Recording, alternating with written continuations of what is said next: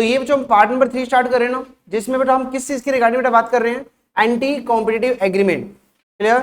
और इस competition act का बच्चों आपको मेन पर्पज पता होगा कि यहाँ पे जो अथॉरिटी बनाई गई है, किस नाम से अथॉरिटी बनाई गई है, CCI, competition commission of India. ठीक है, तो ये बच्चों अथॉरिटी क्यों बनाई गई थी बेटा, कॉम्पिटिशन को प्रमोट करने के लिए, ना कि उसको हटाने के लिए। क्लियर। और कॉम्पिटिशन को बेटा प्रमोट करने के लिए अगर कोई भी मार्केट में अगर कोई गलत एग्रीमेंट करता है, मतलब कोई ऐसा एग्रीमेंट करता है जिसका इंपैक्ट मार्केट में एडवर्स में जो इफेक्ट आ सकता है, ऐसे एग्रीमेंट को क्या नाम बोलते थे, एंटी कॉम्पिटिटिव एग्रीमेंट। जैसे बताओ बेटा, मान लो जितने भी कॉम्पिटिटर हैं, अगर वो आपस में मिलकर एक एग्रीमेंट कर ले कि हम ना इतने रुपए चार्ज करेंगे, आगे से प्राइस इतना चार्ज करेंगे। क्लियर। अब जैसे बेटा मुझे बताओ, अब टेलीकॉम सेक्टर में लेके चलते हैं, अगर मान लो हर कोई सेक्टर, चाहे वो वी है, चाहे वो जियो है, एयरटेल है, अगर ये सभी मिलके अगर ये डिसाइड करें कि हम कंज्यूमर से पर चार्ज 500 रुपए रिचार्ज कवर करेंगे, क्या ये एंटी कॉम्पिटिटिव एग्रीमेंट होगा या नहीं होगा। क्लियर। थोड़ा याद रखना, अगर हम कोई भी ऐसा कोई प्राइस फिक्स करते हैं या कोई प्रोडक्शन फिक्स कर देते हैं या क्वांटिटी फिक्स कर देते हैं, कुछ भी बेटा ऐसे कुछ फिक्स करते हैं, उसको क्या बोलते हैं बेटा वर्ड यहाँ पे, एंटी कॉम्पिटिटिव एग्रीमेंट। और ये जो एंटी कॉम्पिटिटिव पॉइंट है, ये आपका जो 3 पार्ट में डिवाइड आपका कवर किया गया, सेक्शन 3, 4 एंड 5। सेक्शन 3 में किसी रिगार्डिंग जो बात की थी, एंटी कॉम्पिटिटिव, जिसमें हमने 2 तरह के बच्चों एग्रीमेंट कवर किए थे, याद है, horizontal and the vertical. Horizontal मतलब क्या था, सेम बिजनेस में जो अगर वहां पे होता है, वर्टिकल मतलब सेम नहीं है बट उस स्टेजेस में आता है, तो दैट्स द वर्टिकल। याद है उसमें आपने जो क्या क्या पढ़ा था हॉरिजॉन्टल में, price fixation, output control. Clear. और उसमें क्या पढ़ा था बेटा आपने, और वर्टिकल में क्या था, refusal to deal, tie in arrangement, exclusive supply, exclusive dealing, exclusive distribution, resale price maintenance. ठीक है जी, तो ये सब जो हमने किसमें कवर किया था बेटा, सेक्शन नंबर 3 में हमने कवर किया था। तो सेक्शन 3 कंप्लीट हो चुका था आपका बेटा। सेक्शन नंबर 4 भी हमने बच्चों कंप्लीट कर लिया था, जिसमें जो टॉपिक आया था, अगर एक पर्सन का मार्केट में एक अच्छा शेयर है, क्लियर, तो बेटा वो अगर डोमिनेंट पोजीशन पे आ चुका है, तो इसका मतलब ये नहीं है कि अपनी पोजीशन का मिसयूज करेगा। तो अब्यूज ऑफ डोमिनेंट पोजीशन, तो बेटा ये टॉपिक कहां पे कवर किया गया था, सेक्शन नंबर 4 में। अब जो आज हम जो टॉपिक करने वाले बेटा, सेक्शन नंबर 5। और सेक्शन 5 में बच्चों पे क्या बताया गया, अगर मुझे बताओ, दैट्स अ वर्ड लिया बच्चों कॉम्बिनेशन। मुझे बताओ, अगर मैं एक ऐसी कंपनी को एक्वायर करता हूं जो मेरी कॉम्पिटिटर कंपनी है, या मैं एक ऐसी कंपनी को के साथ मर्जर करता हूं, अमलगमेशन करता हूं, क्लियर, जो मेरी ही कॉम्पिटिटर कंपनी है, तो मुझे बताओ क्या इसका कंज्यूमर पे नेगेटिव इंपैक्ट आएगा या नहीं आएगा। अगर 2 कॉम्पिटिटर आपस में अगर मर्ज हो जाएं, तो क्या उससे नेगेटिव इंपैक्ट में आएगा नहीं आएगा, तो आंसर यस, तो बेटा उससे एक नेगेटिव इंपैक्ट यहाँ पे आएगा। ठीक है यहाँ पे।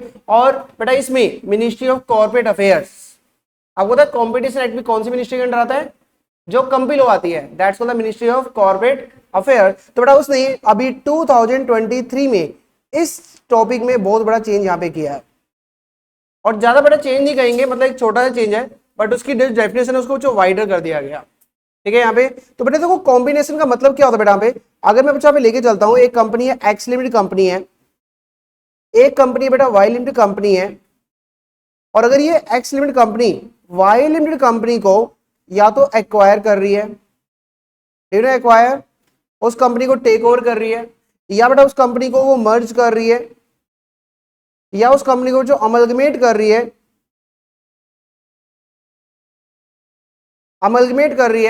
तो बेटा यहां पे सीसीआई कहता है कि मैं चेक करूंगा कि ये जो इनके बीच में कॉम्बिनेशन हो रहा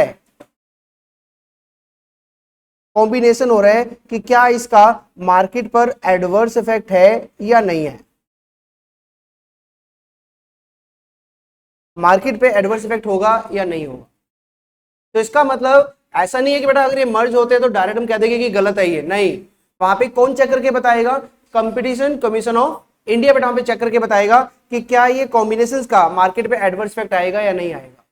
लेकिन इसमें बच्चों मैं हर कंपनी को कवर नहीं करूंगा, ऐसा पता नहीं इंडिया में कितने सारे मर्जर होते हैं, कितने सारे अमलगमेशन होते हैं, तो ऐसे कवर नहीं करेंगे। यहाँ पे बच्चों आपको ना एक प्रॉपर एक कॉम्बिनेशन की डेफिनेशन आपको दी गई है कि हम कॉम्बिनेशन में किसको कवर करेंगे। मतलब जैसे मान लो जो कंपनी मर्ज हो रही है, जैसे फॉर एग्जांपल एक्स लिमिटेड ने वाई लिमिटेड कंपनी को टेक ओवर किया, या एक्स और वाई कंपनी मर्ज हो रही है, तो बेटा यहाँ पे ना इनकी कुछ लिमिट लगाई गई है कि अगर इनकी टोटल मिला के एसेट्स, टोटल मिला के टर्नओवर एक पर्टिकुलर लिमिट से ज्यादा होगा, तो उसको क्या माना जाएगा, कॉम्बिनेशन।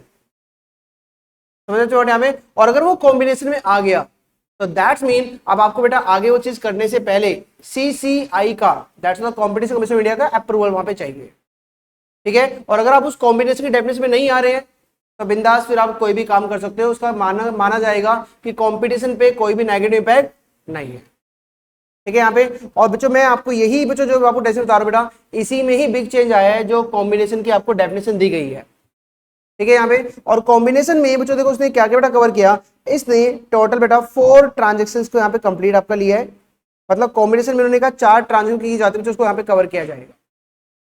अब ये 4 ट्रांजेक्शन कौन कौन सी आएंगी, लिमिट ऑलमोस्ट सब में सेम है, ठीक है यहाँ पे, लेकिन थोड़ा थोड़ा चेंज आएगा, तो समझते हैं यहाँ पे। तो सबसे बच्चों पहला पॉइंट लिया, अगर आप किसी भी इंटरप्राइज को अगर एक्वायर करते हो,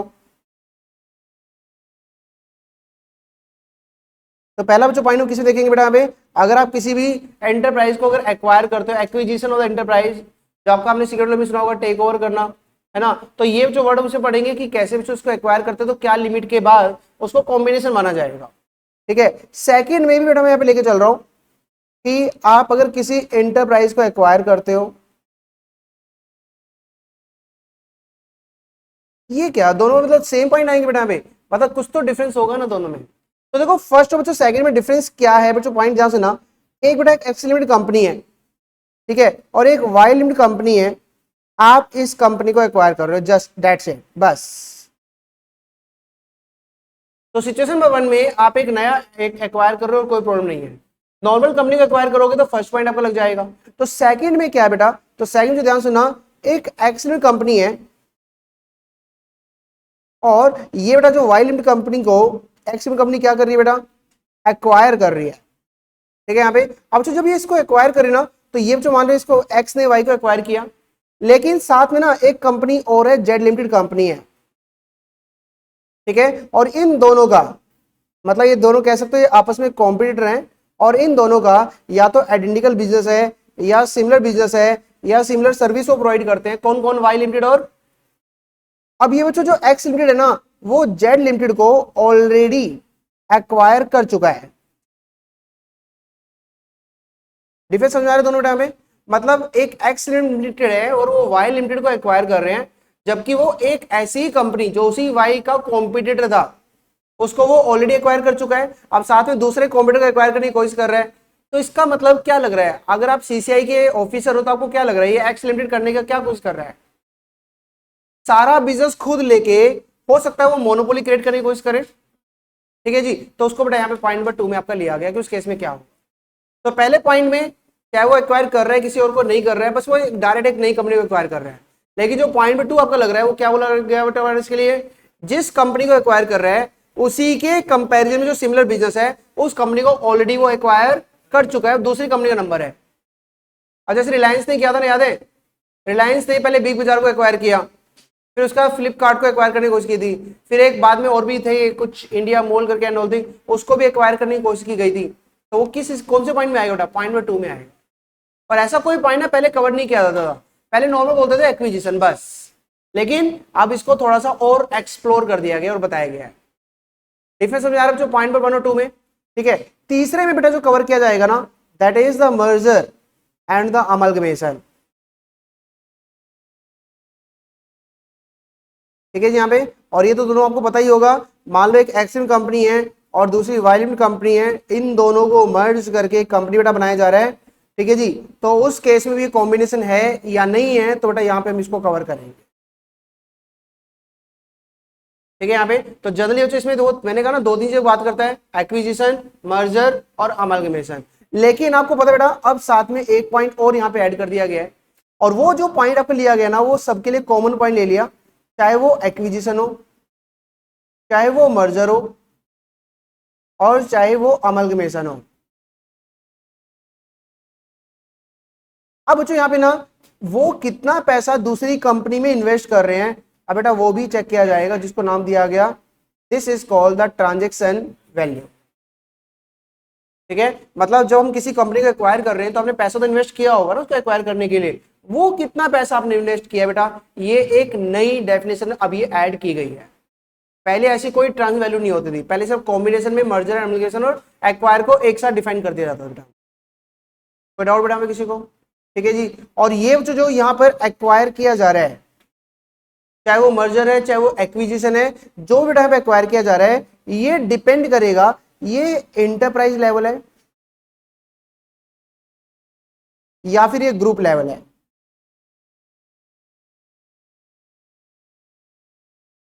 what is the difference the enterprise level and the group level बेटा? अब एक चीज बताओ, एक कंपनी बोलते हो आप Tata Motors limited, this is the enterprise, और एक हम वर्ड बोलते हैं टाटा ग्रुप, क्या डिफरेंस हुआ दोनों में? Tata group is a very big, है ना, जिसमें बहुत सारी टाटा की कंपनियां आ जाएंगी। सेम थिंग आप मान लो एक कंपनी बोलते हो रिलायंस इंडिया लिमिटेड, एक बोलते हो रिलायंस ग्रुप, डिफरेंस है नहीं है बताओ? अब मुझे बताओ, अगर मान लो एक कंपनी दूसरी कंपनी को एक्वायर कर रही है, तो छोटा बेस हो गया, कंपनी टू कंपनी, बेटा उसको क्या बोलेंगे? Enterprise level. लेकिन अगर मान लो रिलायंस ग्रुप टाटा ग्रुप के साथ एक्वायर हो रहा है, ग्रुप टू ग्रुप बच्चा बात की जा रही है, अब बताओ अब केस में आएगा क्या? एक बिग लेवल हो गया नहीं हो गया, है ना? तो यहां जो दो लेवल की बात की जाएगी, मतलब हम एक्विजिशन करते हैं, मर्जर करते हैं या अमलगमेशन करते हैं, तो वो इंटरप्राइज लेवल है तो उसकी लिमिट अलग होगी, ग्रुप लेवल करेंगे तो बच्चों उसकी लिमिट अलग यहाँ पे ली जाएगी।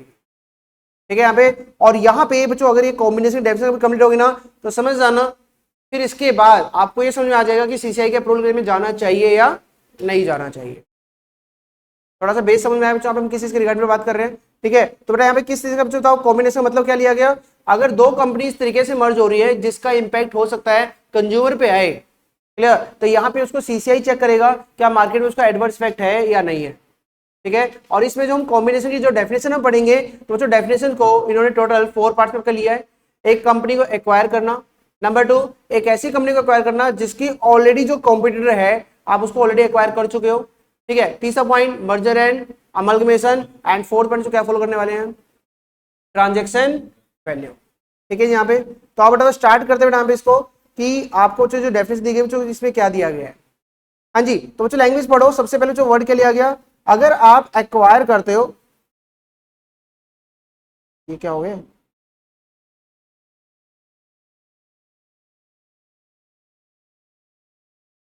हाँ जी, अगर हम यहाँ पे एक्वायर करते हैं वन और मोर एंटरप्राइज को बाय वन पर्सन, और या फिर कैसे करते हो मर्जर और, तो बेटा उसको कॉम्बिनेशन माना जाएगा। मतलब आपको सबसे पहले जो डेफिनेशन दी गई है, ये बेटा आपको डेफिनेशन दी गई है meaning of combination, meaning of combination. और इसमें जो सबसे पहला पॉइंट बेटा कवर किया गया नॉर्मल एक्विजिशन। ठीक है बेटा, यहाँ पे तो नॉर्मल बेटा यहाँ पे एक्विजिशन की बच्चों बात की गई है। ठीक है जी, तो आप जो हम भी वन बाय वन लिखते हुए चलेंगे बेटा, तो सबसे पहले बेटा यहाँ पे लेके चलता हूं मैं एक्विजिशन, पहला लेवल एक्विजिशन। ठीक है, वैसे तो देखो सबकी लिमिट सेम है, बट मैं इसको अलग अलग ही बताऊंगा कि इसमें क्या चीज आपकी ली जा रही है। ठीक है जी, तो बेटा देखो एक्विजिशन में बच्चों यहाँ पे एक पार्टी हम ले लेते हैं एक्वायरर। ठीक है, एक्वायरर कौन होता है? जो शेयर से एक्वायर कर रहे हैं। और दूसरा से वर्ड ले लेते हैं इंटरप्राइज। ठीक है जी, तो इस एक्वायर ने बेटा यहाँ पे इस कंपनी का वोटिंग राइट, शेयर्स, कुछ भी कह सकते हो, एक्वायर कर लिया है। ठीक है यहाँ पे, अब बेटा यहाँ पे ना देखो उसको कॉम्बिनेशन कब कहा जाएगा, तो मैं इन दोनों की बेटा यहाँ पे अब एग्रीगेट असेट्स एंड टर्नओवर बेटा चेक करूंगा कि इसके एग्रीगेट असेट्स एंड टर्नओवर कितना बन रहा है जो एक्वायर कर रहा है। नंबर 1 एक्वायरर, नंबर 2 किसका साथ में चेक करो बेटा? हाँ जी, किसका बच्चों साथ में चेक कर रहे हो? This one. और ये बच्चों जो मैं सबसे पहला लेवल बेटा जो चेक कर रहा हूं ना, वो मैं चेक कर रहा हूं enterprise level. What is enterprise level? बताया था मैंने भी आपको, company to company, not group to group. मतलब इसमें मैं बच्चों एक्विजिशन में 2 पार्ट लूंगा, पहला लूंगा इंटरप्राइज लेवल, दूसरा कब लूंगा? ठीक है, थोड़ा चलो चेक करते बेटा। तो बच्चों देखो एग्रीगेट में उसने कहा कि जब जो पे चेक किया जाएगा ना, तो इन दोनों की एग्रीगेट असेट्स और टर्नओवर को चेक किया जाएगा। लेकिन उससे पहले चेक करो, मैं 2 चीज क्या क्या चेक करूंगा बेटा? एक तो असेट्स चेक करूंगा, और दूसरा बेटा इसकी टर्नओवर में यहाँ पे चेक करूंगा कि उनकी असेट्स और टर्नओवर कितनी है। अब ये बच्चों अगर दोनों एक्वायर कर रहे हैं, तो पहले चेक करो इन दोनों की असेट्स और टर्नओवर जो है क्या सिर्फ वो इंडिया तक है? हो सकता है इनकी जो असेट्स और टर्नओवर है कहां तक, सिर्फ इंडिया में है, बाहर है ही नहीं कुछ भी। ठीक है, या ऐसा भी तो हो सकता है कि उनकी जो टर्नओवर प्लस जो एसेट्स है वो इंडिया और प्लस आउटसाइड इंडिया भी हो। समझ आता वर्ड यहाँ पे, ठीक है। यहाँ पे तो मतलब जब इनकी आप कॉम्बिनेशन के लिए चेक क्या कर रहे हैं, उनकी टोटल एसेट्स कितनी बन रही है, टोटल टर्नओवर कितनी बन रही है, और वो चेक करने के लिए हम यहाँ बच्चों दोस्त को पार्ट में डिवाइड कर दिया। अगर उनकी प्रॉपर्टी इंडिया लेवल तक है फिर तो इंडिया वाला चेक करो, अगर उनकी property India plus outside India भी बहुत सारी प्रॉपर्टी है तो फिर आप साथ में कौन सा चेक करोगे बेटा, हमें सेकंड यहाँ पे लिया जाएगा।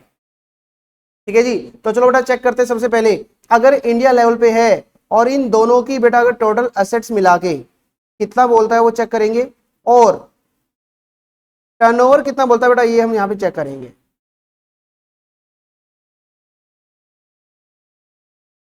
और इन दोनों में से कोई भी एक कंडीशन सेटिस्फाइड हो गई तो उसको क्या मान लिया जाएगा, कॉम्बिनेशन। ठीक है जी, तो चेक करो।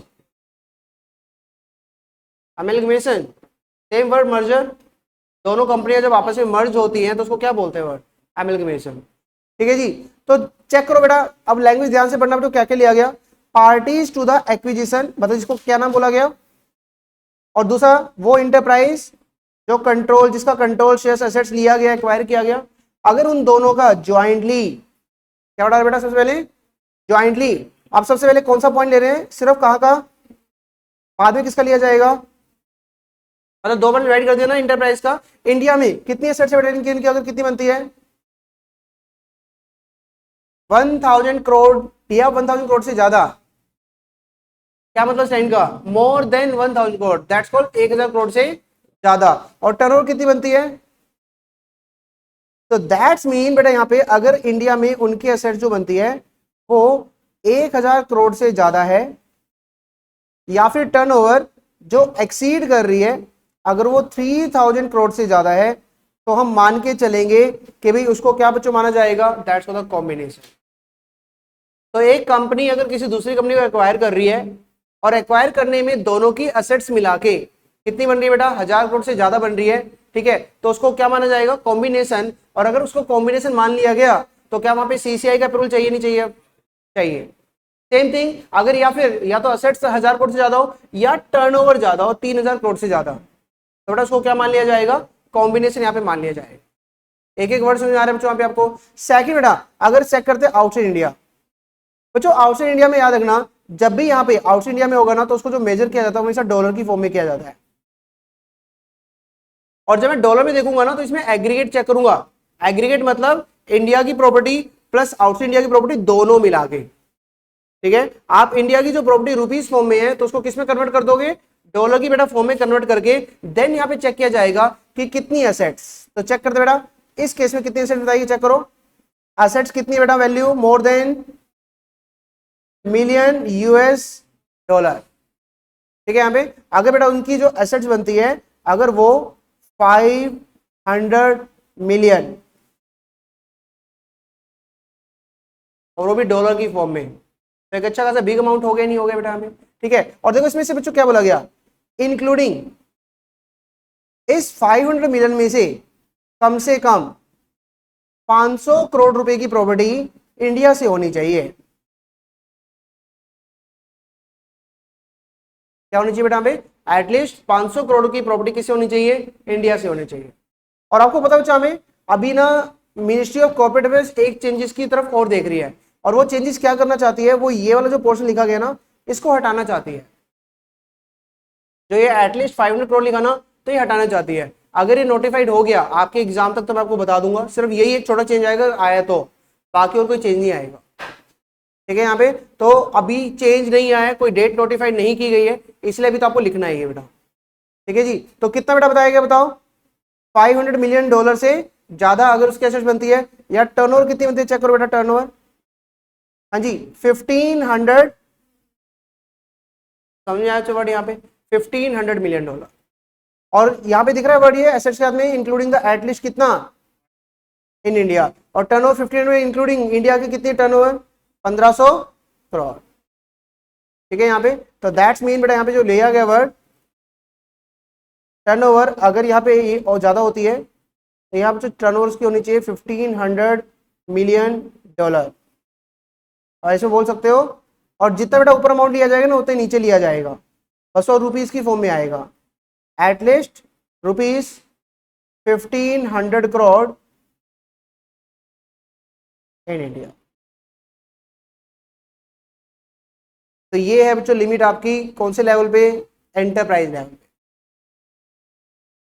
ये लिमिट आपको बेटा एंटरप्राइज लेवल पे आपको फॉलो करनी है, ठीक है जी। तो आप जो फिर से एक बार रिवाइज करें, क्या बोला बेटा सबसे पहले एंटरप्राइज लेवल पे एक्विजिशन जब जो किया जा रहा है, तो जो एक्वायरर है और जो इंटरप्राइज है, आपको उन दोनों का मिला के असेट्स या फिर टर्नओवर चेक करना है, ठीक है। और जो असेट्स और टर्नओवर चेक किया जाएगा वो चेक करेंगे खाली इंडिया तक लिमिट है या इंडिया से बाहर भी उनका असेट्स या टर्नओवर है।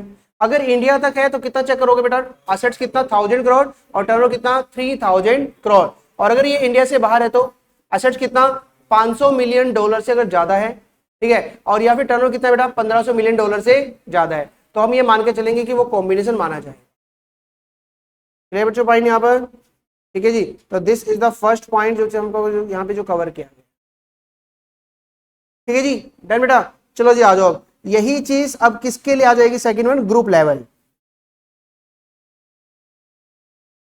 बस ये स्टार्टिंग में आपने मेहनत कर ली ना, फिर मेहनत नहीं आपकी बाकी नहीं होगी। बाकी में मैं क्या लिखूंगा, सेम लिमिट, ठीक है ना। तो बार बार लिखने की जरूरत नहीं है आपको, पहले वाले पॉइंट में आपकी मेहनत होगी, फिर आपको बिल्कुल सेम पॉइंट आ जाएगा, ठीक है जी। तो ग्रुप लेवल आप इसका बोल सकते हैं, दो ग्रुप है, ग्रुप वन, ग्रुप टू, और ये बेटा जो ग्रुप वन है ये एक्वायर कर रहा है ग्रुप टू को। तो अब मैं जो कॉम्बिनेशन चेक कर रहा हूं वो बेटा मैं चेक करूंगा ग्रुप वन और प्लस ग्रुप टू का मिला के टोटल असेट्स या फिर टर्नओवर कितना बनता है।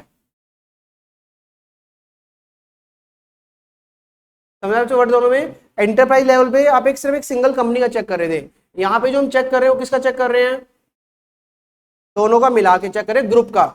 अब मुझे बताओ बेटा, जितनी इंटरप्राइज लेवल पे लिमिट थी 1000 करोड़ 3000 करोड़, वहां था 500, यहाँ था 1500, इससे कम होगा ज्यादा होगा, ज्यादा होगा, तो बेटा इस केस में लिमिट थोड़ी ज्यादा रखी गई है। और चलो सेम थिंग यहां भी चेक करेंगे, जो ग्रुप बेटा आपस में एक्वायर किए जा रहे हैं उनका बिजनेस सिर्फ इंडिया तक है या फिर उनका business India plus outside India में आ रहा है, इंडिया प्लस आउटसाइड इंडिया। तो चलो जी सबसे पहले बेटा पे चेक करेंगे उनकी एसेट्स, सेम जैसे चेक करते आ रहे हो, और दूसरा बेटा चेक किया जाएगा टर्नओवर, ठीक है जी। तो चलो बेटा चेक करते हैं इसमें। अब देखो लिखा गया बेटा नंबर 2 पॉइंट क्या लिखा गया, ग्रुप, जहां पे ग्रुप आपस में ज्वाइन हो रहे हैं, तो आफ्टर द इक्विजिशन का ज्वाइंट बेटा कितना बनता है, चेक करो इंडिया में एसेट्स कितना है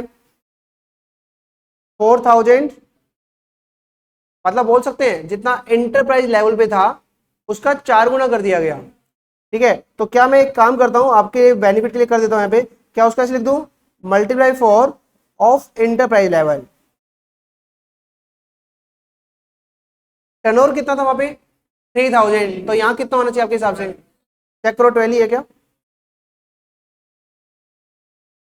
है ना।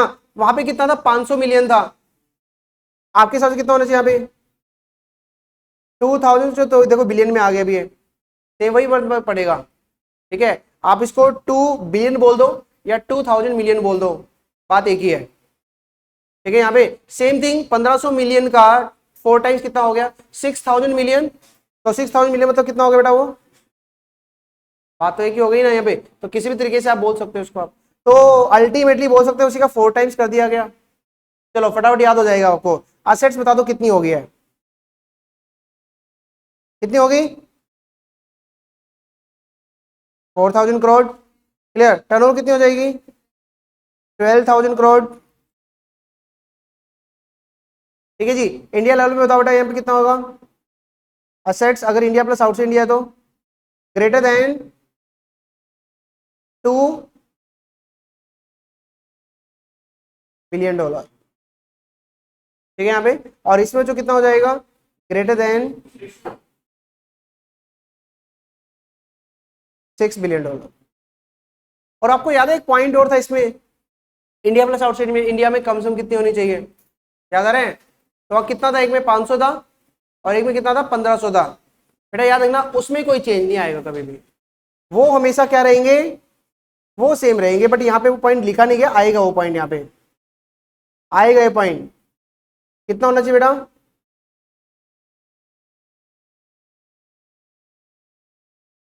हाँ जी, लिख लेना बेटा, पहले वाले में लिखना में रह गया होगा, तो क्या लिखोगे? इंक्लूडिंग, इसमें कोई चेंज नहीं रहेगा, ये हमेशा सेम रहेगा हर एक पॉइंट में। 500 crore in India including 1500 crore in India, this is the limit.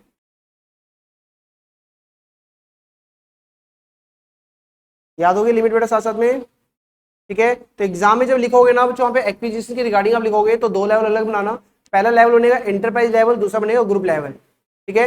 और फिर उसके बाद बताना है कि कॉम्बिनेशन जो आएगा वो एंटरप्राइज लेवल पर जो रहेगा वो एसेट्स के अकॉर्डिंग रहेगा कि इतनी एसेट्स वहां पे ली जा रही है, ठीक है? और अगर इंडिया में उनकी अगर टोटल एसेट जो बनती है, टोटल मिला के ज्वाइंटली जो बनती है, अगर वो 1000 करोड़ से अगर ज्यादा बनती है, टर्नओवर 3000 करोड़ से ज्यादा बनती है, और अगर उनका दोनों का business India plus outside India अगर आता है, ठीक है, तो एसेट्स कितनी चेक हो गए?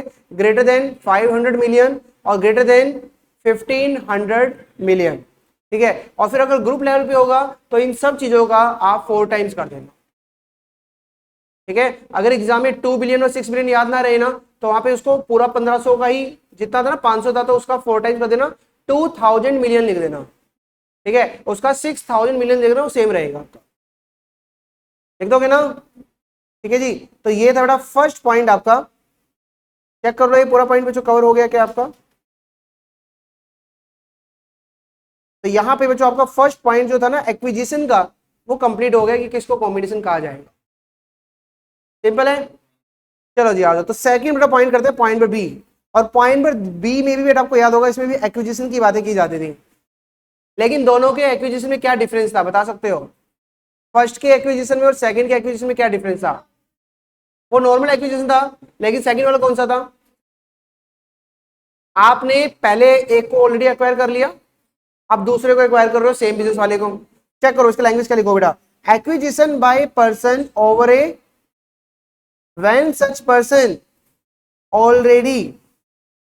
ऑलरेडी डायरेक्ट या फिर इनडायरेक्ट बेटा क्या कर चुका है? कंट्रोल कर चुका है दूसरी इंटरप्राइज को जो कि प्रोडक्शन, डिस्ट्रीब्यूशन या ट्रेडिंग में है। कौन से बिजनेस में? सिमिलर, आइडेंटिकल या सब्स्टिट्यूटेबल प्रोडक्ट या सर्विस में ऑफ द सिमिलर सर्विस। तो उस चीज को यहाँ पे कवर आपका किया गया, ठीक है? यहाँ पे तो यहाँ आप बोल सकते हो पॉइंट नंबर 2 में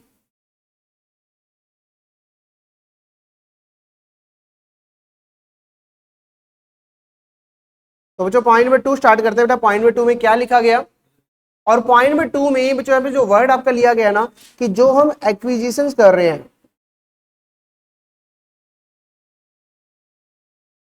ठीक है, एक्विजिशन आप कर रहे हो ऑफ वन एंटरप्राइज, जबकि आप, हाँ जी, ऑलरेडी एक्वायर्ड अनदर एंटरप्राइज।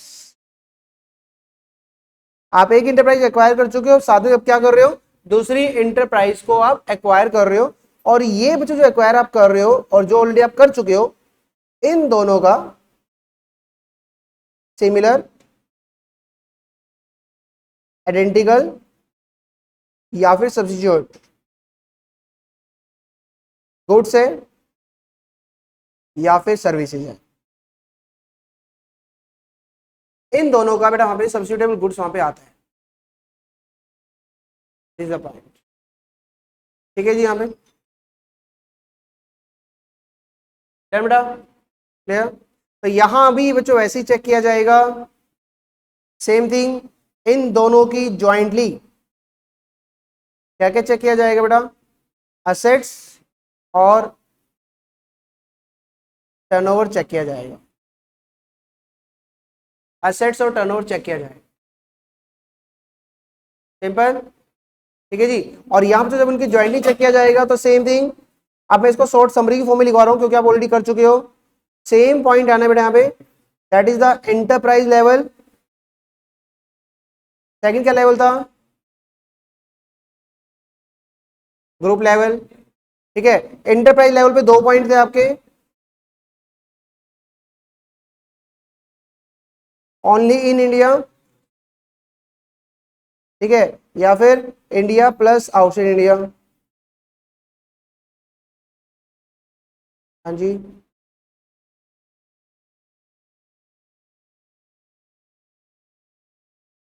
हाँ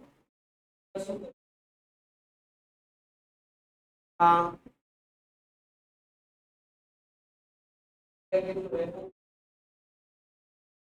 वो बेटा ऊपर वाला अमाउंट डॉलर की फॉर्म में था, ऊपर वाला डॉलर की फॉर्म में अमाउंट था, नीचे वाला रुपीज का है, ऊपर ध्यान से पढ़ो, साथ में क्या वर्ड लगा मैंने, ऊपर वाले में क्या आपको दिख रहा है साइन, डॉलर, नीचे वाले में क्या साइन है, रुपीज, फर्क आ गया। ठीक है जी, दिस आपने ध्यान नहीं दिया था अभी तक। हाँ, चलो जी, तो बेटा यहाँ पे सेम थिंग ग्रुप लेवल पे इंडिया और आउटसाइड इंडिया, और कोई चेक नहीं करेगा, खुद ही बताओगे आप इन सब लेवल पे क्या क्या था। सबसे पहले बेटा असेट्स बता दो कितनी थी।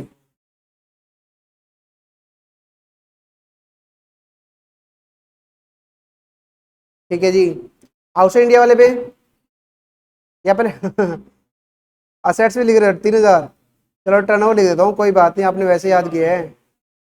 ठीक है, तो 3,000 करोड़ रुपए, सेम पॉइंट। इसे बताओ कितना था, जबरदस्ती 500 मिलियन, जिसमें लिखा गया था इंक्लूड 500 करोड़ रुपए इन इंडिया। इसमें था 1,500 मिलियन डॉलर, ठीक है, इंक्लूडिंग 1,500 करोड़ रुपए, बोलना पड़ता है आपके लिए, रुपीज है ना, इन इंडिया। ठीक है जी, नेक्स्ट बता दो, अब इसी का 4 टाइम्स कर दो,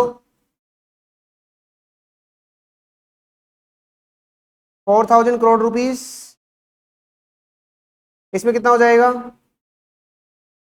12,000, इसमें कितना हो जाएगा, हाँ जी, 500 का 4 टाइम्स 2,000 हो गया, तो 2 मिलियन हो गया, 2 बिलियन।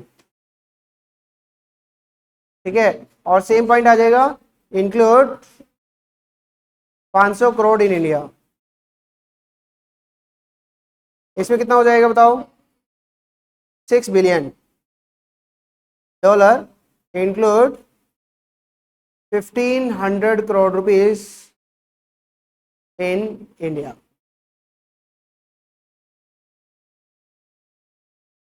सिंपल बेटा, कोई चेंज नहीं किया मैंने, जस्ट आपको मीनिंग वहां पे पता होना चाहिए था। और आई होप आपको समझ में आ गया होगा इसमें क्या क्या पॉइंट हम कर रहे हैं, कैसे कर रहे हैं। चलिए सबने, ठीक है जी, पढ़ के देखो, समझ में आ रहा है बच्चों सारे पॉइंट, यही है क्या। पहला कौन सा लेवल आ गया था, एंटरप्राइज, जहां पे उनका ज्वाइंटली कितना चेक करो, असेट्स कितना है 1,000 करोड़, टर्नओवर कितना है 3,000 crore, India plus outside India कितना बेटा, असेट्स 500, जिसमें से 500 करोड़ इंडिया का, और टर्नओवर कितना है 1,500 million dollar, including the 1,500 crore in India. Second level check करो, ग्रुप लेवल पे ज्वाइंटली कितना, ग्रुप लेवल पे same, assets 4,000, turnover 12,000, clear. India और outside India 2 billion, 500 in India, turnover 6 billion, 1,500 crore in, doubt बताया किसी को। ठीक है जी, तो ये था जो आपका पॉइंट नंबर 2। तो अभी तक 2 पॉइंट हो गए ना, कौन कौन से लिखवाए थे मैंने अभी आपको, 4 पॉइंट लिखवाए थे, फर्स्ट हो गया, सेकंड हो गया बेटा यहाँ पे, अब तीसरा कौन सा कर रहे हैं, मर्जर और एमलगमेशन। तो आप बेटा थर्ड करते हैं बेटा, तीसरा पॉइंट मर्जर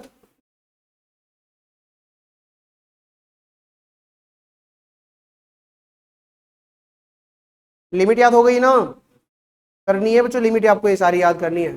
अब देखो मर्जर में सेम थिंग बेटा, यहाँ पे भी मर्जर 2 तरीके का आपका होगा, या तो इंटरप्राइज लेवल मर्जर हो रहा है,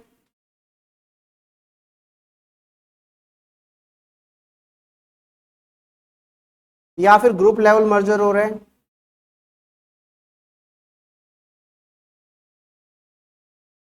ठीक है। यहाँ पे या तो बेटा इंटरप्राइज लेवल मर्जर होगा या फिर ग्रुप लेवल बेटा मर्जर यहाँ पे किया जाएगा। कुछ अगर इंटरप्राइज होगा तो सेम थिंग, मान लो वही सेम पॉइंट में यहाँ पे लेके चल रहा था, X limited plus Y limited equal to X Y limited. ठीक है जी। इसमें जो कैसे चक्कर हो गया, X group plus Y group equal to X Y group. और सेम बच्चों इन दोनों में भी आप इनका जो मर्ज होके जो इनके एसेट्स एंड टर्नओवर आएगा, जो बेटा इनके एसेट्स एंड टर्नओवर आएगा, तो वही आपको फॉलो करनी है। और यहां मैं लिख देता हूं वर्ड सेम। सेम समझ में बच्चों? यहाँ पे सेम का मतलब 2 बार आपको लिखवा दिया तो तीसरी बार आप कर ही सकते हो।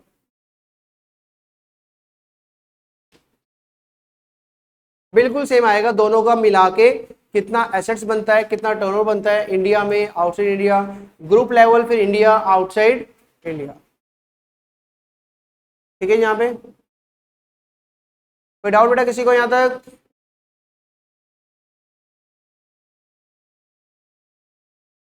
चलो पढ़े बेटा, इसमें क्या लिखा गया वर्ड पढ़ो, इंटरप्राइज। और ये बच्चों इनकी वैल्यू कब चेक की जा रही है?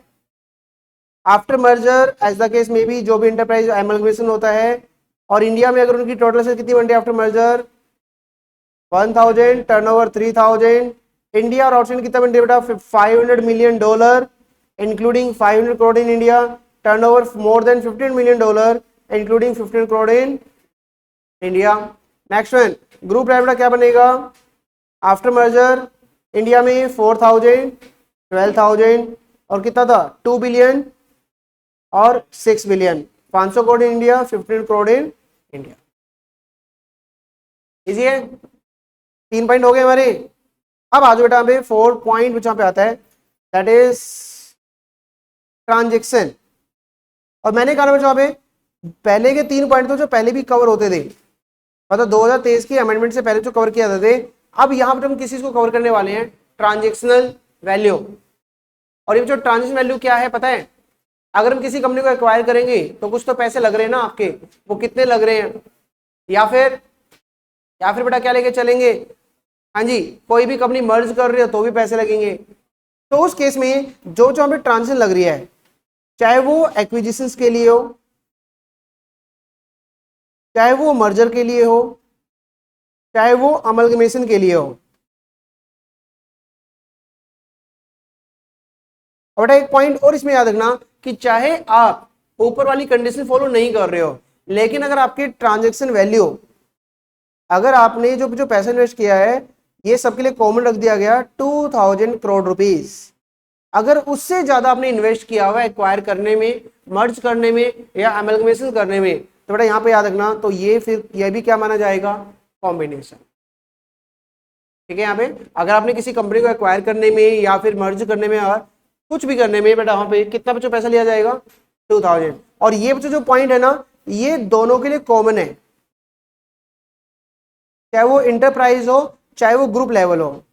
मतलब ऐसा नहीं कि ग्रुप लेवल में 4 टाइम्स हो जाएगा, दोनों के लिए जो कॉमन लिमिट यहाँ पे रखी गई है, डेट इज 2000 करोड़ रुपीज। अगर उन्होंने 2000 करोड़ से ज्यादा अगर पैसा इन्वेस्ट किया है तो उसको कॉम्बिनेशन यहाँ पे माना जाएगा। दिस द पॉइंट, समझ बच्चों बड़े यहाँ पे? ठीक है जी। तो ये था बेटा, that's the meaning of the combination, कि बेटा कॉम्बिनेशन में क्या क्या चीजें आपकी कवर की जाती है। चलिए और सबने आओ जब पढ़ते हैं, इसमें क्या लिखा word? Value of any transaction. ठीक है जी। Value of any transaction in acquisition या फिर जो भी मर्जर या अमलगमेशन, अगर वो एक्सीड करता है, कितना एक्सीड करता है? 2000 करोड़ रुपीज, तो बेटा उसको यहाँ पे कॉम्बिनेशन मान लिया जाएगा। This is called the combination. ठीक है यहाँ पे ये वाला बेटा आपको फॉलो करनी चाहिए, तो तुम्हें पता है, क्लियर? नॉर्मल आपको पता है, मुझे बताओ अगर कोई चीज लिमिट से ऊपर नहीं गई तो 2000 करोड़ से नहीं गया असेट से, फिर तो क्या कॉम्बिनेशन माना जाएगा? तो वही लिखा हुआ है यहाँ पे। ठीक है ना, तो ये पढ़ने की जरूरत नहीं है, वो तो हमें नॉर्मली पता है। क्लियर? तो ये था बेटा that's the meaning of combination. Easy था पॉइंट? ठीक है जी। और जो देखो साथ साथ बेटा सीसीआई चेक करेगा अगर इस कॉम्बिनेशन का क्या आ रहा है बेटा, एडवर्स इफेक्ट आ रहा है, किस पे आ रहा है एडवर्स इफेक्ट, तो कॉम्बिनेशन को बेटा क्या इंडिया में रोक सकते हैं, रोक सकता है वो प्रोहिबिट किया जा सकता है, एंड देन बेटा उसको साथ में क्या किया जा सकता है, वॉइड किया जा सकता है। ठीक है, लेकिन देखो एक साथ में जो लाइन क्या लिखी गई है, not every competition bad, only combination, जो कि कंपटीशन को रोकता है, सिर्फ वही व्यू कौन बताएगा, सीसीआई बताएगा कि ये बैड है या फिर गुड है, ये इनका मर्जर होना चाहिए या नहीं होना चाहिए। तो ये मत सोचना, मैं ये बच्चों एक वर्ड नहीं बोलूंगा, एवरी कॉम्बिनेशन इज, वो गुड भी हो सकता है, और आप ये मत सोचना कि कॉम्बिनेशन बन गया तो वो होगा ही नहीं। मतलब सिर्फ यहाँ पे कॉम्बिनेशन की डेफिनेशन देने का पर्पस क्या है, अगर कॉम्बिनेशन बन गया तो आप ये पूछने किसके पास जाओगे, सीसीआई के पास जाओगे, सीसीआई बताएगा कि क्या आप कॉम्बिनेशन कर सकते हो या नहीं कर सकते। ठीक है, यहाँ पे थोड़ा एक काम करो, जल्दी से पूरी डेफिनेशन याद करो एक बार फास्ट, एग्जाम में इसके आने के बहुत ज्यादा चांसेस है, जो मैंने भी आपको कंप्लीट डेफिनेशन बताई है कि कॉम्बिनेशन क्या होता है। ठीक है, यहाँ पे फिर इसके बाद बच्चों इसमें हम इंक्वायरी पढ़ेंगे, कैसे इंक्वायरी की जाती है, कैसे स्टेटमेंट दी जाएगी, बहुत ईजी टॉपिक है, बहुत ही ईजी टॉपिक बेटा हमें। अब तो इसके बाद कुछ जितना कुछ रहा नहीं पढ़ने का, जल्दी से फास्ट रिवाइज करो फास्ट। अब बेटा इसके बाद अब यहाँ पे जो टॉपिक आता है, अगर वो कॉम्बिनेशन बन गया, अगर बच्चों वो कॉम्बिनेशन अगर बन गया तो ऑब्वियस है आप इस केस में अप्लाई करोगे, apply to the CCI for approval, अप्लाई करेंगे बेटा सीसीआई को फॉर द अप्रूवल। अब जो देखो सीसीआई क्या है बेटा, आपको पता है यहाँ पे ये जो अथॉरिटी बनाई गई है, कॉम्पिटेंस एक्ट में बनाई गई है। ठीक है, आपको पता है सीसीआई के अंडर भी एक डिपार्टमेंट होता है, ये आप यूनिट नंबर 4 में पढ़ोगे, सीसीआई के अंडर में एक डिपार्टमेंट होता है जिसका नाम होता है डायरेक्टर जनरल।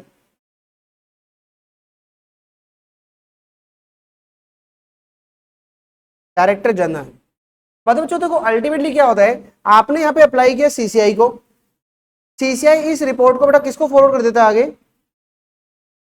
डायरेक्टर जनरल को बेटा फॉरवर्ड कर देता है, और ये क्यों करता है, उससे कमेंट लेने के लिए कि तुम अपना व्यू दे कि क्या ये कॉम्बिनेशन होना चाहिए या नहीं होना चाहिए। तो मतलब इस पूरे टॉपिक में ना जो मैं आपको कराने वाला हूं बेटा, इसमें आपको यहाँ पे दो अथॉरिटी दिखेंगी, सीसीआई भी दिखेगा और आपको डायरेक्टर जनरल भी दिखेगा यहाँ पे। तो समझ जाना यहाँ पे डायरेक्टर जनरल क्या है। ठीक है, आप इसको डायरेक्टर जनरल लेके चलो, director general is the assistant of CCI. कौन टाइम ये सीसीआई का असिस्टेंट है। ठीक है, और सीसीआई कभी कोई भी काम करता है तो वो किससे पूछ के करता है, डायरेक्टर जनरल से पूछ के करता है। क्लियर, तो आप बेटा तो पढ़ते इसमें क्या लिखो, लैंग्वेज ध्यान से पढ़ना, और बहुत इजी पॉइंट है, मैंने हेडिंग भी दे रखा है। मुझे बताओ बच्चों, आपने जब सीसीआई को अप्लाई किया और अगर सीसीआई को लगता है कि हाँ भाई ये जो आप कॉम्बिनेशन कर रहे हो, अब कॉम्बिनेशन मत पूछना क्या होता है, पता है ना सबको, जो आप ये कॉम्बिनेशन कर रहे हो इसका मार्केट में एडवर्स इफेक्ट आएगा, तो मुझे बताओ क्या वो आपको एक शोकॉज नोटिस देगा नहीं देगा। क्या होता है शोकॉज नोटिस का मतलब, कारण बताओ नोटिस, कि हम आपके इस कॉम्बिनेशन को वॉइड क्यों ना करें। क्या बच्चों, हमेशा अपोजिट लैंग्वेज पूछा जाता है, हम आपके इस कॉम्बिनेशन को अप्रूव क्यों ना करें या क्यों करें, हम इसका रीजन बताओ। तो चेक करो बेटा, सबसे पहले क्या दिया जा रहा है, अगर कमीशन को लगता है कि जो कॉम्बिनेशन है इज लाइकली टू कॉज या has caused appreciable adverse effect on competition, तो बेटा यहां पे वो क्या करेगा, it's an issue a notice to the parties. ठीक है जी, और उनसे जो क्वेश्चन पूछा जाएगा और उनको क्या बोला जाएगा, कितने टाइम में रिप्लाई करो, 15 दिन में रिप्लाई करो हमारा नोटिस मिलने के बाद। और क्या क्या क्वेश्चन पूछा जाएगा उसमें, why investigation of such combination should not be conducted, हम इसके अगेंस्ट कॉम्बिनेशंस के अगेंस्ट इन्वेस्टिगेशन क्यों ना करें, हमें एक कारण बताओ। ठीक है, हमें कोई एक कारण बताओ जिससे कि हम इसको साथ साथ में क्या कर दें, अप्रूव कर दें। समझो वर्ड यहाँ पे, तो नोटिस दे दिया गया। अब मुझे बताओ पार्टी कितने टाइम में रिप्लाई करेगी, क्या करो बेटा, after receipt of response, after receipt of response of the combination commission, बेटा वो रिपोर्ट साथ में किसको फॉरवर्ड कर देगा। ठीक है, जब भी रिस्पॉन्स आने के बाद, रिस्पॉन्स कितने टाइम में आया था याद है ना, 15 दिन में रिस्पॉन्स आया था। अब रिस्पॉन्स जो भी आया होगा वो रिपोर्ट बना के किसको फॉरवर्ड कर दिया जाएगा, डायरेक्टर जनरल को फॉरवर्ड कर दिया जाएगा, और उससे कहा जाएगा आप अपनी रिपोर्ट सबमिट करो कि क्या करना चाहिए। क्या भाई समझ आ रहा है बेटा हम लोग को? अब उसके बाद बच्चों जो कॉम्बिनेशन इफेक्ट है या नहीं है, ये डिसीजन कितने टाइम में लिया जाएगा? 7 दिन में। अब ये 7 दिन कहां से लिया जाएगा? देखो बेटा हमें जिस दिन रिस्पॉन्स मिला वहां से, या फिर अगर हमने रिपोर्ट किसको भेज दी थी, तो इन दोनों में जो सबसे बाद में होगा बेटा वहां से लिया जाएगा, विच एवर इज लेटर। तो वहां से 7 दिन के अंदर अंदर सीसीआई बताएगा कि क्या इसका इंपैक्ट है या नहीं है, और साथ में बेटा उसको हाँ जी पब्लिश किया जाएगा। कितने टाइम में पब्लिश करने के लिए कहा जाएगा?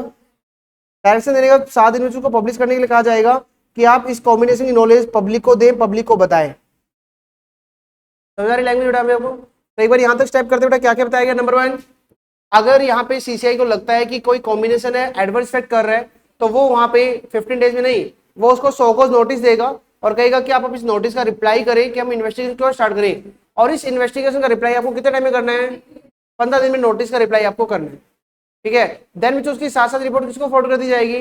डायरेक्टर जनरल को। साथ में उसको पब्लिश भी किया जाएगा ताकि पब्लिक को इसके बारे में पता चले। ठीक है, एंड साथ में बच्चों इसके बाद कमीशन अगर किसी और पर्सन को या मेंबर ऑफ द पब्लिक है, क्या उनको इनवाइट किया जा सकता है क्या? कि अगर किसी को कोई भी ऑब्जेक्शन, आप अपनी ऑब्जेक्शन वहां पे इनवाइट करें। मतलब यहां पर जो कह सकते हैं, हम यहाँ पे पब्लिक को इनवाइट कर रहे हैं कि कोई भी इस कॉम्बिनेशन के रिगार्डिंग कुछ भी अगर स्टेटमेंट देना चाहता है अगेंस्ट में या कुछ भी, तो बेटा वो दे सकता है यहाँ पे। ठीक है, तो ये बच्चों उसको कोई वहां पे कहा जाएगा। एंड साथ में कमीशन चाहे तो बेटा उससे कुछ एडिशनल इन्फॉर्मेशन ले सकता है, नहीं ले सकता है? पार्टी से अगर कोई और इन्फॉर्मेशन चाहिए तो ले सकते हैं, ले सकते हैं। ठीक है, एंड उसके बाद अगर मान लो बच्चों सारी इन्फॉर्मेशन लेने के बाद कमीशन को लगता है कि हाँ भाई इसमें कुछ है, मॉडिफाई करके चल सकता है, क्या किया जा सकता है? कुछ अगर चेंज कर दे थोड़ा, क्या उसको मॉडिफाई के साथ एक्सेप्ट किया जा सकता है? क्या कह सकते हैं, नहीं कह सकते हैं? अभी देखो अभी तक अप्रूव नहीं हुआ, अभी तक क्या चल रहा है, अभी मॉडिफिकेशन के लिए जाएगा। अब जो मॉडिफिकेशन के लिए जाएगा तो फिर हम कौन से सेक्शन में पहुंच गए बेटा? सेक्शन नंबर 29A में हम पहुंच गए। ठीक है, यहाँ पे तो एक काम करते हैं, यहां तक एक छोटी स्टोरी मैं आपको लिखवाता हूँ जहां पे जो आपको दी गई है, जिससे आपको याद रहेगा। ठीक है जी, तो क्या क्या बेटा स्टेप थे? सबसे पहला स्टेप था बेटा, जो सीसीआई है वो पार्टी टू कॉम्बिनेशन को एक सो कॉज नोटिस देगा,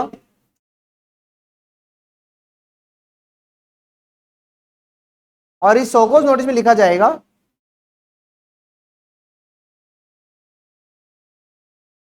Y investigation should not be conducted. ये इन्वेस्टिगेशन क्यों ना की जाए, तो ये बेटा हमें दिया जाएगा। और ये जो पार्टी जो कॉम्बिनेशन है मस्ट रिप्लाई, इनको बेटा जो रिप्लाई करना पड़ेगा वो विद इन 15 डेज में इनको रिप्लाई करना है। ये था यहाँ पे चैप्टर पे तो को नोटिस दिया गया, उसका रिप्लाई करना है। रिप्लाई आने के बाद ये जो रिपोर्ट है ये फॉरवर्ड की जाएगी डायरेक्टर जनरल को।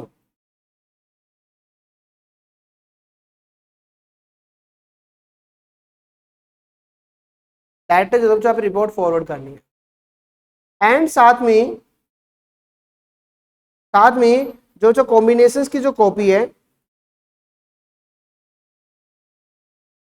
उसकी आपको एडवर्टीजमेंट भी करनी पड़ेगी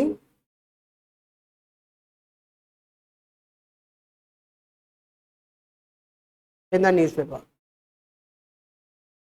समझ में पड़े आप? ठीक है, और देन बच्चों उसके बाद सीसीआई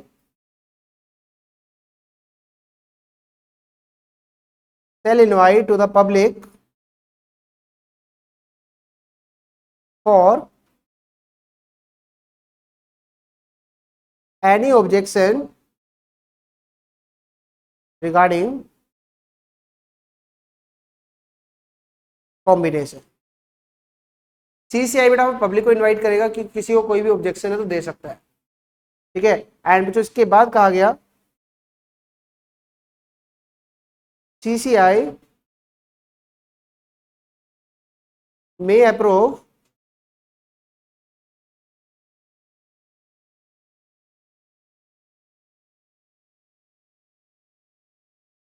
विद मॉडिफिकेशन।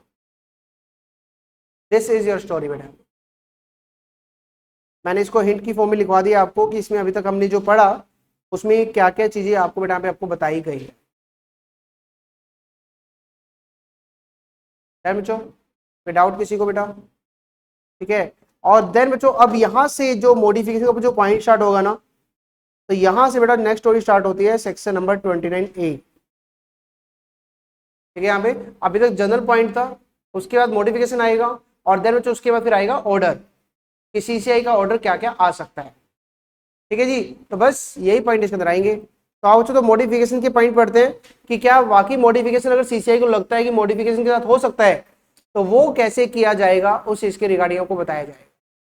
ठीक है यहाँ पे। तो आओ बच्चों तो पढ़ते इसमें बच्चों मॉडिफिकेशन कैसे की जाएगी। हाँ जी। सबसे पहले हेडिंग लिखा गया statement of the objection issued by the, बिल्कुल से वही पॉइंट है बेटा जो अभी हमने पढ़ा था। क्या पॉइंट था? अगर सीसीआई को लगता है जो कॉम्बिनेशन है उसका एडवर्स इफेक्ट आ सकता है तो वो एक ऑब्जेक्शन इशू करेगा टू द पार्टीज और बताएगा कि क्या क्या एडवर्स इफेक्ट है, और पार्टी को बोलेगा कि इसको कितने टाइम में रिप्लाई करो, 25 डेज में बताओ इस कॉम्बिनेशन को क्यों अलाउड किया जाए। पहले क्या पूछा गया था? इस इन्वेस्टिगेशन को क्यों ना किया जाए। अब क्या पूछ रहे हैं वो? क्यों अलाउड ना किया जाए। पहले रिप्लाई कितने टाइम में करना था? 15 दिन में। अब कितने टाइम में रिप्लाई करना है? 25 डेज में रिप्लाई करना है। ठीक है। और इस बार पूछा जा रहा है कि हम इस कॉम्बिनेशन को अलाउड क्यों करें, हमें रीजन दो। अब उसके बाद बच्चों जो पार्टी है अगर वो ये कह दे कि सर जो भी अप्रेसल पार्ट था हमने उस अप्रेसल पार्ट को क्या कर दिया है, एलिमिनेट कर दिया है बाय द मॉडिफिकेशन, तो बेटा क्या वो ऑफर दे सकते हैं अप्रोप्रिएट मॉडिफिकेशंस का कॉम्बिनेशन के साथ, है ना। तो बेटा वो अपनी रिपोर्ट सबमिट करेंगे और साथ में क्या सीसीआई को क्या बताएंगे कि सर जो आपने रीजन बताया था ना कि इस वजह से एडवर्स इफेक्ट आ रहा है, हमने उस रीजन को रिमूव कर दिया, एलिमिनेट कर दिया है और अपनी अपनी स्कीम को मॉडिफाई कर दिया है। ठीक है जी यहाँ पे।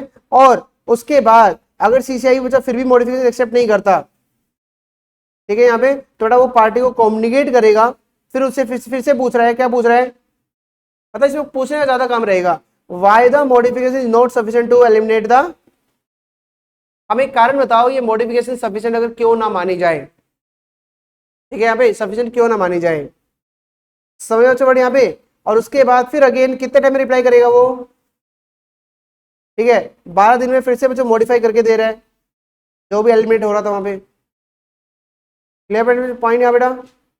बस समझ में आया वर्ड? मतलब 2 बार यहाँ पे बोलने मौका दिया जा रहा है। पहली बार आंसर कितने टाइम में करना है? 25 दिन में। दूसरा रिप्लाई कितने टाइम में करना है? 12 दिन में। ठीक है यहाँ पे कि अगर उस मॉडिफिकेशन से सीसीआई अगर सेटिस्फाई नहीं होता है तो 12 दिन का टाइम और दिया जाएगा।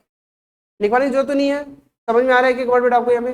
ठीक है। अब तो इसमें ये वाला टॉपिक मेरे बेटा सीसीआई का ऑर्डर क्या क्या आ सकता है।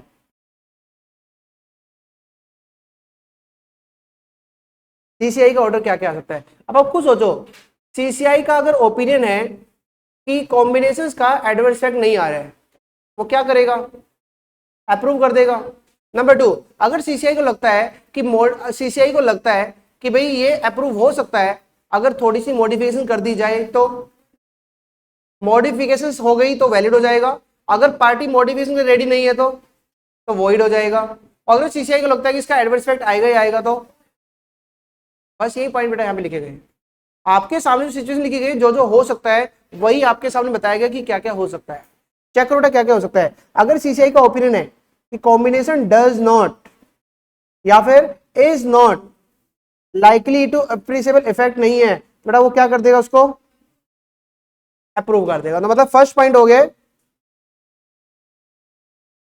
फर्स्ट पॉइंट में आ गया बेटा नो एडवर्स इफेक्ट। अगर कॉम्बिनेशन का कोई भी एडवर्स इफेक्ट नहीं है तो उसको अप्रूव कर दिया जाए। ठीक है जी, बोलो बेटा समझ में आया वर्ड? ये वाला छोड़ देना इसमें, सेकंड पढ़ो ध्यान से। हाँ जी, अगर उनको लगता है एडवर्स इफेक्ट डालेगा तो कॉम्बिनेशन का इफेक्ट साथ में बोल दिया जाए, कॉम्बिनेशन शैल नॉट टेक, मना कर दिया जाए। तो दूसरा पॉइंट क्या आ गया, अगर उनका एडवर्स इफेक्ट आता है। पहला पॉइंट था अगर एडवर्स इफेक्ट नहीं आता है। ठीक है, तीसरा बड़ा बेटा अबे, तीसरा क्या लिखा गया, अगर कमीशन का ओपिनियन है एडवर्स इफेक्ट को एलिमिनेट किया जा सकता है, कैसे, मॉडिफिकेशन से, तो बेटा वो उसको अप्रूव कर सकता है, लेकिन किसके साथ करेगा, सब्जेक्ट टू द मॉडिफिकेशन। आगे तीसरा पॉइंट, मतलब उसको मॉडिफाई करके अगर आप अप्रूव कराना चाहो तो फिर कर सकते हैं, कोई दिक्कत नहीं है। ठीक है, यहाँ पे बोलो बेटा, समझे वर्ड क्लियर, नोट छोड़ देना, सेम थिंग।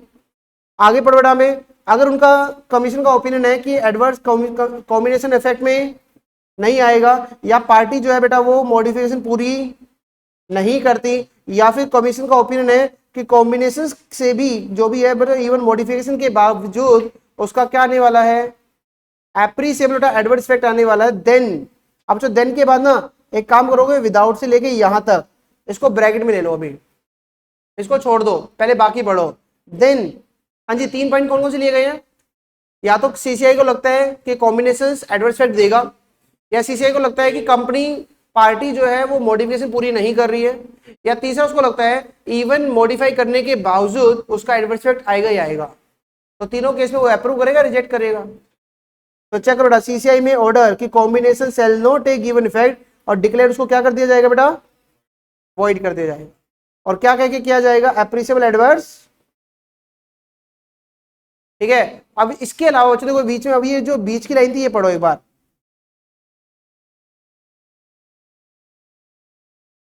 ये कह रहा है बेटा अगर कोई एक्स्ट्रा पेनल्टी साथ में लगाई जाएगी ना, उसको छेड़े बिना, मतलब वो तो है ही है पेनल्टी, साथ में कॉम्बिनेशन के वाले एग्रीमेंट को भी क्या कर दिया जाएगा, वॉइड बेटा वहां पे कर दिया जाएगा। ठीक है, और बच्चों एक पॉइंट और जो सबसे इंपॉर्टेंट है, अगर सीसीआई का कोई भी ऑर्डर नहीं आता, कितने टाइम में नहीं आता, उसका आंसर 150 डेज। कितने टाइम में नोटिस देने के, क्लियर, नोटिस का मतलब क्या है, सीसीआई वाला नोटिस नहीं है, जब आपने सीसीआई को एप्लीकेशन दिया था उसी को बच्चों क्या वर्ड बोलते हैं, नोटिस। अगर नोटिस देने के बाद 150 दिन में रिप्लाई नहीं आया तो मान के चलना कि आपका जो कॉम्बिनेशन वो क्या हो चुका है, अप्रूव हो गया। आपको ना पहले ये टाइम पीरियड 210 दिन का होता था सीसीआई पे प्रेशर डालने के लिए कि तुम फटाफट काम करवाओ, तो उसको 200 डेज 10 डेज में जो कितना किया गया है, 150 डेज। तो ये था बच्चों आपका टॉपिक कॉम्बिनेशन, और कॉम्बिनेशन में सीसीआई बताएगा बेटा कि उसको अप्रूव करना है या नहीं करना है। पढ़ के आओगे बेटा यहाँ तक, ठीक है। तो ये थी बेटा स्टोरी आपकी यूनिट नंबर 3 की, जो जिसमें आपको बताया गया that's of the combination, combination का मीनिंग, उसकी इंक्वायरी, ये सब आप उसमें पढ़ के आओ। ठीक है जी।